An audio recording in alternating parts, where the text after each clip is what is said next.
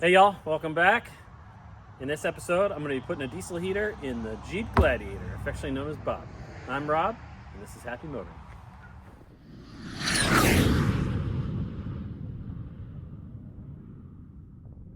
Ladies and gentlemen.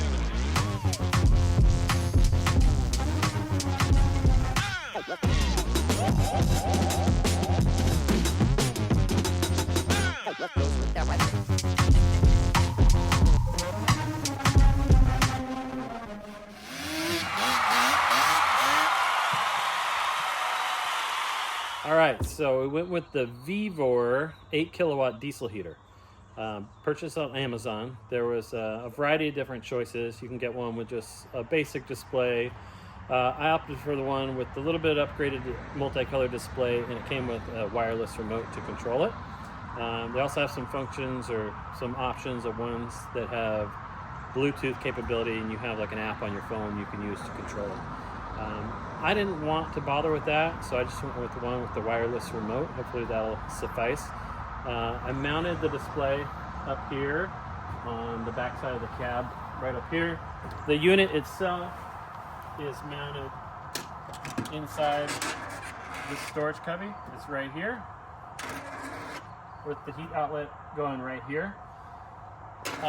It does come with like a Y pipe, so I could run it up to the tent if I need to, but I don't think I'll need to.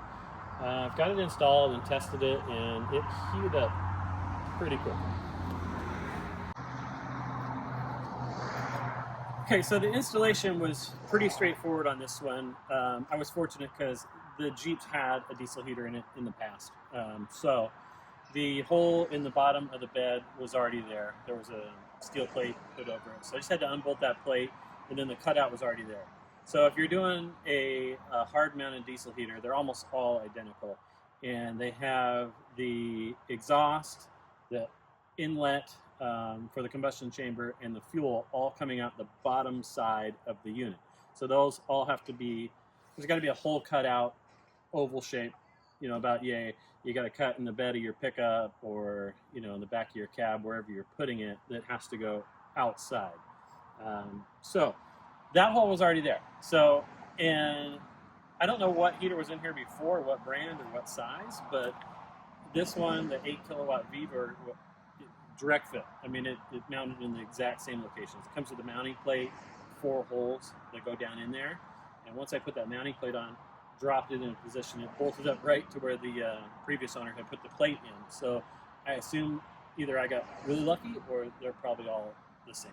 I mean, looking at them from brand to brand to brand, they almost all look identical, just different colors. So the installation went pretty easy. So I took the main unit and dropped it in, bolted it up, then went underneath, hooked up the exhaust system to it. Comes with a little bracket and some heat shielding, and I was able to mount it to the mud flap bracket. So it's sticking out right behind the mud flap, so it's pretty well protected. And then the air intake for the combustion chamber, about a 3-foot hose with a little filter on it. I put that up over my spare tire, so it's underneath the bed over here, above the spare tire. Fuel line circled up, came inside, and then the fuel tank is mounted right in here as well.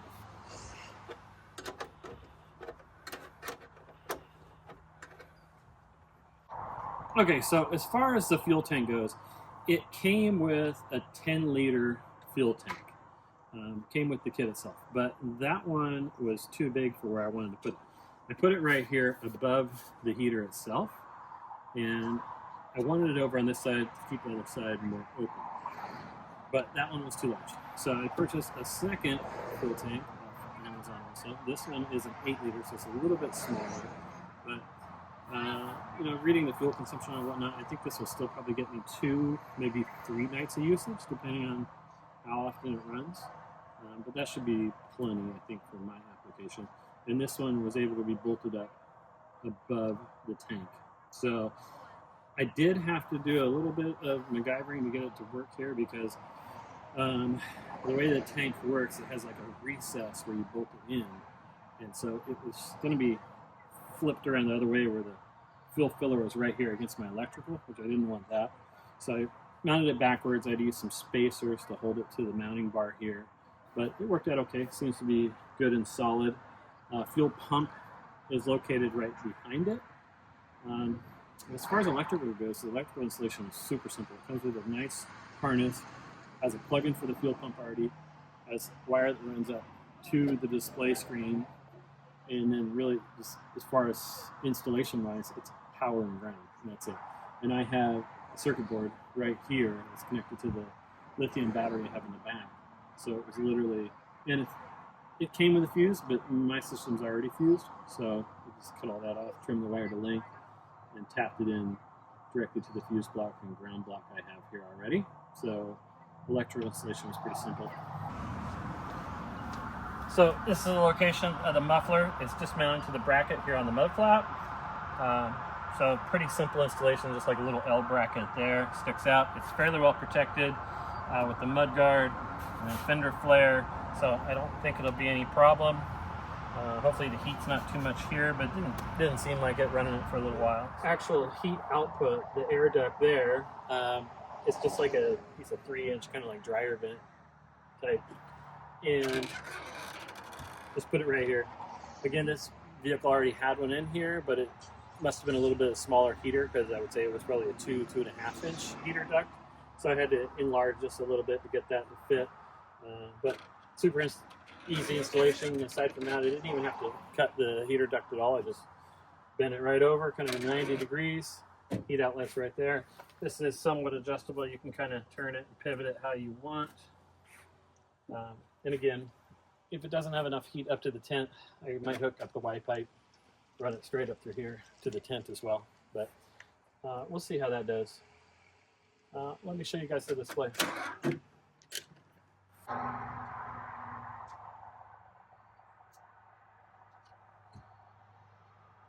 So for power, just hold it for a couple seconds. It'll go through its little cycle here. And then she'll fire up. Okay, after you turn it on, turn the temperature up, you'll hear it start to click. That's the fuel pump sending power, and you got this little blue little fuel pump indicator right there. That she's pumping fuel, starting to pick up. And then pretty soon it should fire off. And when they fire off, if you're familiar with like a RV, like a furnace or a water heater, kind of sounds like that. There's that kind of jet engine sound to it coming out of the exhaust.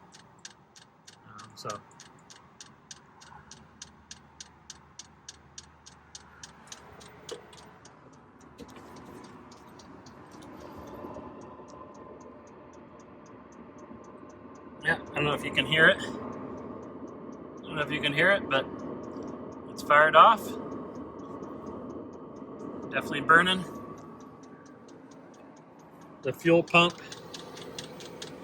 started to pick up. You can hear the sound back there.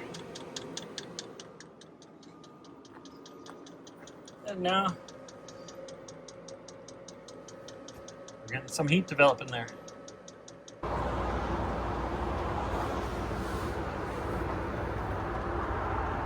Oh yeah, she's putting out some good heat now. Hopefully you guys enjoyed the video. I know it wasn't too informative. It's kind of a quick walkthrough, but this was a pretty simple installation, seeing as how it had one in here before. But hopefully it kind of inspires you to, do some projects on your vehicles. I'll have some other videos coming out soon. We're working on the FJ40 out in the shop, kind of bringing that thing back to life. Hopefully we'll have it out on the trail soon. We'll see, maybe this summer. But we do have some more adventures coming up in the Jeep, so we'll get those videos out to you. If you guys like the content, please like and subscribe. Really appreciate you helping out the channel. And until next time, happy motoring.